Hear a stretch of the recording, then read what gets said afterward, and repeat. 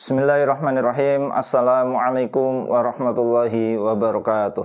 Teman-teman yang budiman, yang dirahmati oleh Allah Subhanahu wa Ta'ala, dimanapun berada, saya doakan selalu dalam keadaan bahagia dan dilimpahkan rezeki oleh Allah Subhanahu wa Ta'ala.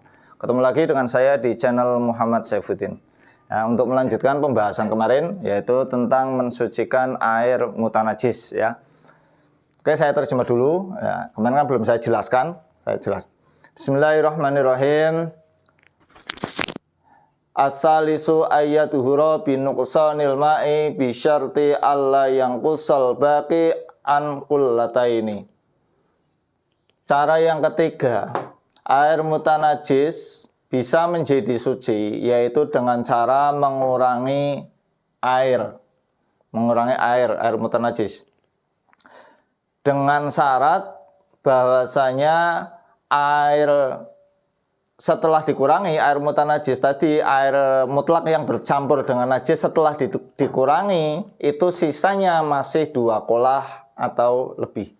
Jadi gini, jadi ini khusus untuk cara yang ketiga ini, khusus air dalam wadah yang isinya 2 kolah lebih. Nggak boleh kurang dari 2 kolah. Kok kenapa? Karena di sini nanti caranya yaitu dikurangi, misalnya gini. Ada air dalam wadah, ya dalam wadah atau dalam bak lah, yang isinya ya 2 kolah lebih. 2 kolah kemarin kan 216 liter ya, lebih mudahnya, atau 300 liter lah. Setelah itu ternyata ada bangkai, misalnya bangkai ayam misalnya ya, jatuh ke situ. Akhirnya berubah menjadi bau ataupun rasa ataupun warna, ya intinya berubah salah satu sifatnya atau tiga-tiganya, ya sifat tadi, bau, rasa, warnanya najis ya, bukan baunya air tapi najisnya tadi. Akhirnya merubah. Setelah berubah, tadinya 300 liter karena baru berubah misalnya di sebelah kanan, setelah itu istilahnya dikuras sedikit yang terkena najis itu, ternyata kembali normal. Rasanya, baunya, ataupun warnanya najis menjadi hilang, menjadi kembali normal seperti semula. Dan mengurangannya misalnya tadi kan 300 liter dikurangi cuma 10 liter aja, ternyata sudah berubah normal. Maka di situ sudah menjadi suci dan mensucikan, menjadi air mutlak lagi. Kayak gitu ya. Jadi kesimpulannya, dari 3 macam cara untuk mensucikan air mutanajis. Air mutanajis paham ya? Air mutlak yang terkenai najis atau yang kejatuhan najis ya. Akhirnya menjadi air mutanajis.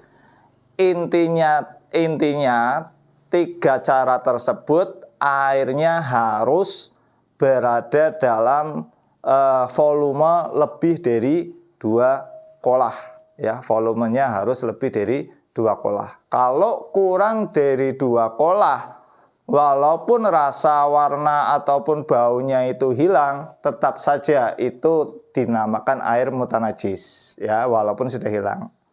Nah, oleh karena itu, dari 3 cara kemarin, kalau airnya itu kurang dari 2 kolah, misalnya, ya, didiamkan, yang cara yang pertama kan didiamkan, setelah itu warnanya, baunya, rasanya itu milik najis itu hilang ya, baunya najis hilang. Kalau kurang dari 2 kolah, tetap saja itu disebut air mutanajis ya. Ataupun ditambah airnya kurang sedikit, terus ditambah air, nggak sampai 2 kolah, walaupun rasanya, baunya, warnanya hilang, dengan cara penambahan mukasaroh yang kedua, itu tetap disebut air mutanajis kalau belum sampai 2 kolah atau lebih. Ataupun yang ketiga ini, dikurangi, ternyata pengurangannya kurang dari 2 kolah, maka sisanya itu kurang dari 2 kolah, walaupun sifat-sifatnya najis hilang, itu tetap dinamakan air mutanajis, belum dianggap air suci dan mensucikan. Kalau pengen menjadi suci mensucikan, ya ditambah aja biar menjadi 2 kolah atau lebih. Oke, itu kesimpulannya sudah selesai. Berarti pembahasan air saya kira saya cukupkan sampai di sini aja. Jadi kita berlanjut ke pembahasan kitab Fathul Qoribnya ya.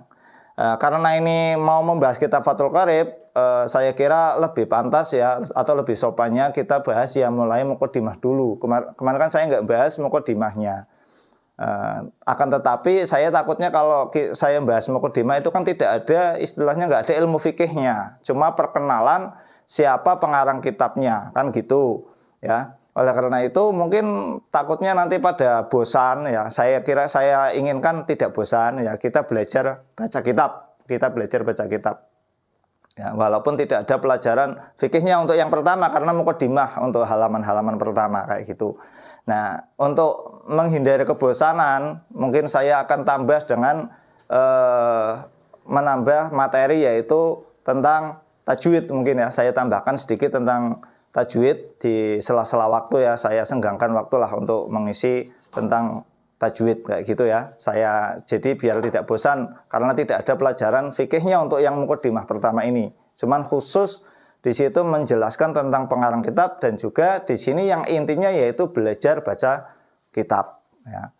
Untuk materinya sekali lagi ada di short ya, walaupun masih awal-awalan. Yang penting kalau masih awalan seharusnya kita mengikuti. Jadi kita nggak banyak, tapi kalau sudah materinya banyak nanti bingung ya. Jadi dari awal ikuti aja nanti insya Allah kalau materinya sudah selesai, kita semua, saya dan teman-teman semua bisa baca kitab, yang saya harapkan seperti itu.